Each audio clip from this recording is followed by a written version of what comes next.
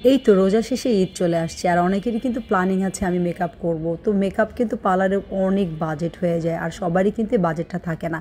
আজকে আমি তোমাদের সাথে কিন্তু সিম্পল একটা পার্টি লুক করে দেখাবো আর এইটা কিন্তু তোমরা সবাই করতে পারবা যাদের ঘরে মেকআপ একদমই নেই। একদমই 2 থেকে 3টা উপকরণ হলেই কিন্তু তোমরা ফুল মেকআপ করতে পারবে। আর আমি কিন্তু এটা সিম্পল আই লুক কিংবা সিম্পল মেকআপ করছি, কিন্তু লাস্টে গিয়ে দেখবে এটা কতটা গর্জিয়াস হয়ে গেছে। অথচ কিন্তু মাত্র 2 থেকে 3টা জিনিস দিয়েই তোমরা এই লুকটা ক্রিয়েট করতে পারবে। তো আমি এখানে কিন্তু তেমন একটা লাইটিং ফাইটিং কিংবা এডিটিং করিনি। তোমরা যা দেখছো একদম র ভিডিওটা তোমাদের সাথে শেয়ার করছি। এই মেকআপটা কিন্তু তোমরা অনায়াসে ঘরে বসে করতে পারবে আর 1000 টাকা খরচ করে পার্লারে যেতে হবে না।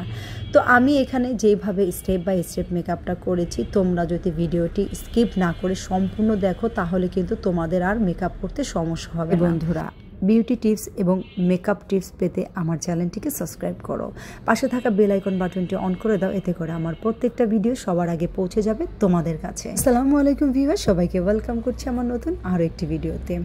এই একটা শ্যাডো প্যালেট দিয়ে কিন্তু সব কমপ্লিট করব। আমি মাত্র 3টা কালার ব্যবহার করব আর এই ব্ল্যাক কালারটা ব্যবহার করছি আমার আইব্রো শেপটাকে ঠিক করার জন্য। অনেক ক্ষেত্রেই কিন্তু অনেকে আই ম্যাজিকের আই পমেটটা ব্যবহার করো আর এটা কিন্তু এটা ড্রিয়া লাইন দিয়ে এটাকে ব্যবহার করতে হয়। আর যারা নতুন আছো তারা কিন্তু এটা পারবে না, কারণ এটা দেওয়ার সাথে সাথে শক্ত হয়ে যায় আর এই শক্তটা কিন্তু ব্লেন্ড করা ইজি না। তো তোমরা যারা আছো ভিগেনার তারা অবশ্যই চেষ্টা করবে এই প্যালেট থেকে ব্ল্যাক কালারটা নিয়ে হালকা করে আইব্রোটাকে শেপ করে দেওয়ার জন্য।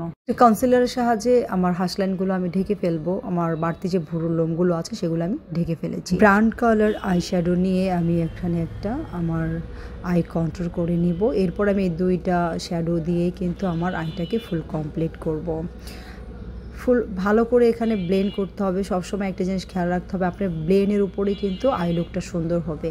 যত ভালো করে ব্লেন্ড করে হার্শ লাইনগুলো ঢেকে দিতে পারবেন ততই কিন্তু আপনার আই লুকটা সুন্দর হবে।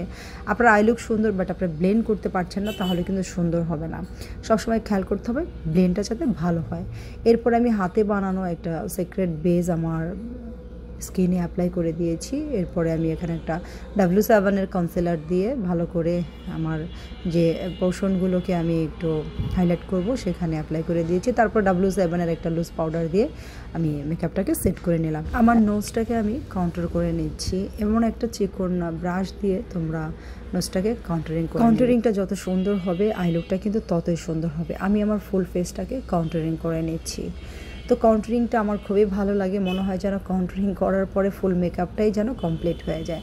এখন আমি একটা ব্ল্যাক কালার নিয়েছি, ব্ল্যাক কালারটা আমার আইলিডে আমি দিয়ে দিব এবং ব্ল্যাক কালারের নিচে যে কালারটা সেটা আমি একটা ব্রাউন কালার অ্যাপ্লাই করেছি। আগে ব্রাউন কালার অ্যাপ্লাই করে নিতে হবে, দেন হচ্ছে চোখের সাইড থেকে একটু ব্ল্যাক কালার দিতে হবে। আমি অনেকেই চোখে সাদা কাজল ব্যবহার করে, আমার কাছে জানি কেন ব্ল্যাক কালারটাই নজর কেড়ে নেয়। ব্ল্যাক কালারটাই আমার খুব ভালো লাগে, কারণ একটা কথা আছে না, নারীর চোখের কাজল সব কিছুর ঊর্ধ্বে।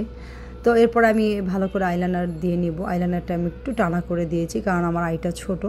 তো আইটা ছোট, এর ফলে তোমরা অনেকে হোয়াইট কাজলও ব্যবহার করতে পারো, কিন্তু আমার কাছে ব্ল্যাক কালার ভালো লাগে দেখে আমি ব্ল্যাক কালারটা দিয়েছি। এরপরে মাস্কারাটা অ্যাপ্লাই করে দেবো। আমি কিন্তু আজকে ফলস ল্যাশ ব্যবহার করছি না, তারপরে কিন্তু খুব সুন্দর লাগছে। এই যে উপরে আইলাইনারটা যদি কারো এইভাবে লেগে যায়, তারপর একটা ব্রাশ দিয়ে কিন্তু তোমরা এইভাবে উঠিয়ে ফেলতে পারবে।